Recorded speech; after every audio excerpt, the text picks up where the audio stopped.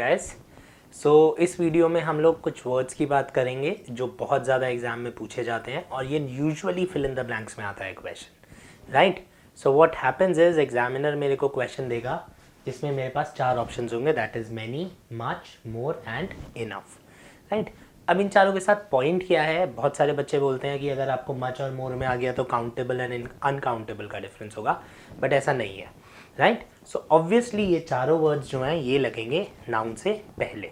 So for example आपको question में ऐसे आएगा, अब हम इसके आगे और पीछे की कंडीशंस की अभी बात नहीं कर रहे हैं, तो अगर डैश बॉयज आया तो इन चारों में से आप क्या क्या लगा सकते हैं। तो मैनी और मच में से आपका डिसीजन होता है on countable and uncountable. Many is a word जो काउंटेबल नाउन्स के साथ आता है और मच इज अ वर्ड जो अनकाउंटेबल नाउन्स के साथ आता है। तो अगर आपके पास बॉयज ऑप्शन है और फिल इन द ब्लैंक्स में 4 ऑप्शंस हैं, तो मच तो गलत हो गया, वाई, बिकॉज बॉयज़ के साथ मच नहीं आ सकता। इसी तरह से अगर डैश वाटर आया है तो वाटर इज अनकाउंटेबल। अब इन चारों में से आपको कौन सा आंसर होना चाहिए, तो केवल मैनी गलत होगा। क्यों? क्योंकि मैनी काउंटेबल के साथ आता है और मच अनकाउंटेबल के साथ आता है।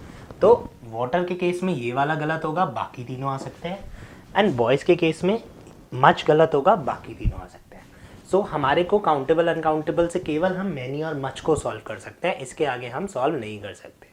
इसके आगे सॉल्व करने के लिए मेरे को इनका मीनिंग पता होना चाहिए, इन चारों वर्ड्स में डिफरेंस पता होना चाहिए, राइट। सो आज हम इसी तरह से मोर, इनफ और मच मैनी के डिफरेंस की बात करेंगे। सो मच मैनी अगर आप लोगों को बहुत ज़्यादा डिटेल में नहीं पता है तो हमारी एक प्लेलिस्ट है मोस्ट आस्क्ड क्वेश्चंस, उसमें आपको मच एंड मैनी मिल जाएगा। नाउन्स में भी हमने इसका एक वीडियो किया हुआ है डिटेल में, आपको वहाँ पे मिल जाएगा, राइट। सो मच, अगर इस वीडियो की मैं बात करूँ तो मच यूज़ होता है अनकाउंटेबल चीज़ों के लिए और मैनी यूज़ होता है काउंटेबल चीज़ों के लिए, राइट। अब एग्जामिनर ने आपको क्वेश्चन दिया डैश वाटर। अब मेरे पास ऑप्शन है, तो मैंने गलत किया। मच का क्या मतलब होगा?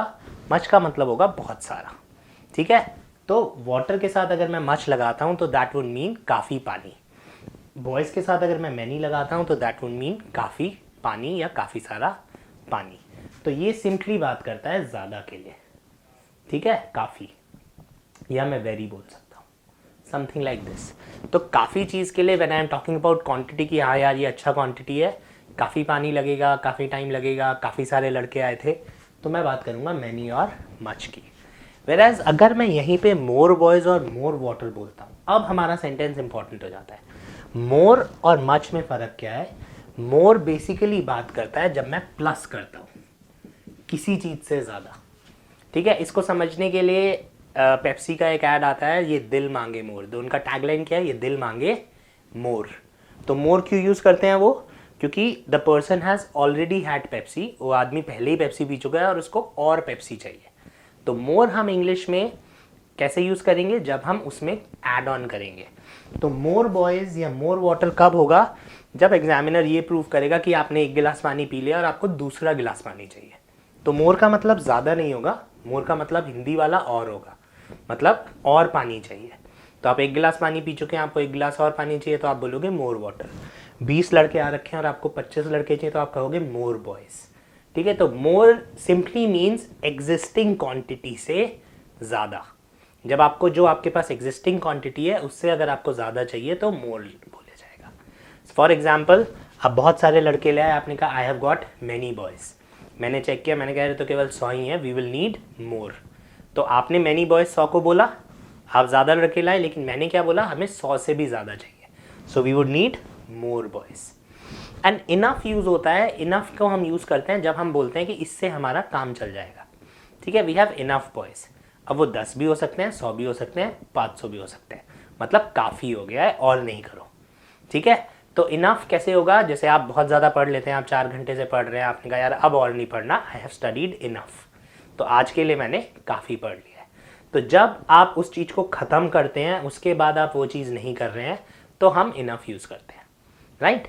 सो एक जल्दी से क्विक रिकैप अगर मैं बोलूँ तो मैनी और मच केवल यूज़ होगा बहुत सारे के लिए। मोर यूज़ होगा जब आप किसी चीज़ से ज़्यादा की बात करते हैं, आप पे एक एग्जिस्टिंग क्वांटिटी है और आप उससे ज़्यादा करना चाहते हैं। और इनफ यूज़ होगा जब आप कहते हैं बस हो गया, इसके बाद नहीं करना, राइट। सो बॉयज़ के साथ मैनी बॉयज़, बहुत सारे लड़के, मोर बॉयज़, जितने लड़के हैं उसके अलावा और लड़के चाहिए, एंड इनफ बॉयज़, बस इतने लड़के काफ़ी हैं, चाहे वो 2 हों, चाहे वो 4 हों, चाहे वो 100 हों, चाहे वो 200 हों। Same is with water, much water is काफ़ी पानी, मोर वाटर इज़ जितना पानी है उससे और ज़्यादा चाहिए आपको, एंड इनफ वाटर इज़ बस इतना हो गया काफ़ी है, राइट। तो अब एक बार सेंटेंसेस की बात कर लेते हैं।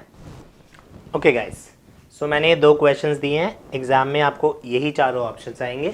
तो मैंने देखा बॉयज़ है तो सबसे पहले मैंने बोला मच तो आंसर हो नहीं सकता क्योंकि मच तो है अनकाउंटेबल। अब मेरा ऑप्शन या तो मैनी होगा या मोर होगा या इनफ होगा। अब मुझे सेंटेंस पढ़ के देखना पड़ेगा।